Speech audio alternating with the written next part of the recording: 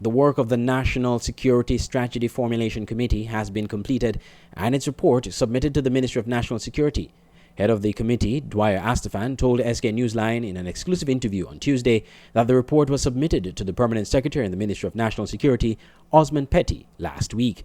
The committee has completed its sessions with stakeholders and the report was submitted to the Permanent Secretary in the Ministry of National Security last week. So the matter is in the hands of the decision makers if they want to have further discussions with us.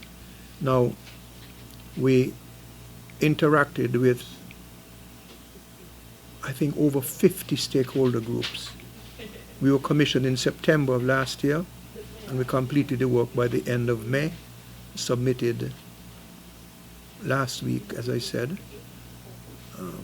Some people thought we should get the work done more quickly, but it was not really possible in the circumstances. We had a number of challenges, and we want to meet with as many stakeholder groups as possible and individuals. The National Security Strategy Formulation Committee was launched last September to compile a report of recommendations that will form a national security strategy policy.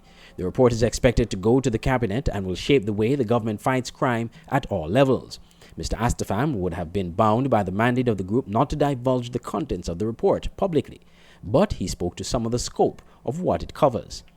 And we also got reports that from groups and from individuals who we did not meet with.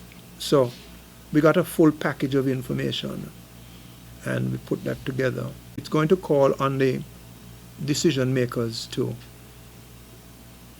take some strong positions and reprioritize a number of things if we are to have a shot at not just sustaining a handle on antisocial and criminal activity, but also building our people and our institutions, because they go together. It's not just a criminal justice matter, it's a social and economic development matter as well.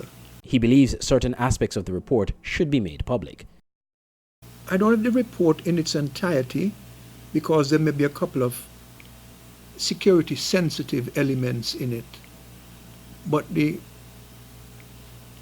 general picture, I think, surely should be painted for the public to get an understanding. After all, it is for the country, and I don't really believe in governments holding too many cards closely to their chests.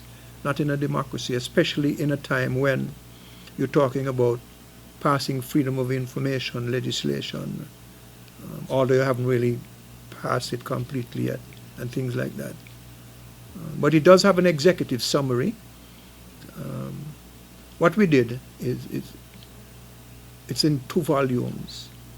One volume contains the reports from the stakeholders, and the other volume contains notes, narrative of our interactions with groups, and the executive summary. Mr. Astaphan chaired the committee that comprised of the Eastern Caribbean Central Bank Governor, Mr. Timothy Antwine, Pastor Lincoln Hazel, who was nominated by the Ministry of Ecclesiastical Affairs, Mr. Errol Wilkinson, who was nominated by the Chamber of Industry and Commerce, Mrs. Michelle de la Caudre Blake, Mr. Donald Cable, former Assistant Commissioner of Police Joseph Liebert, and Mr. Nourish Natal.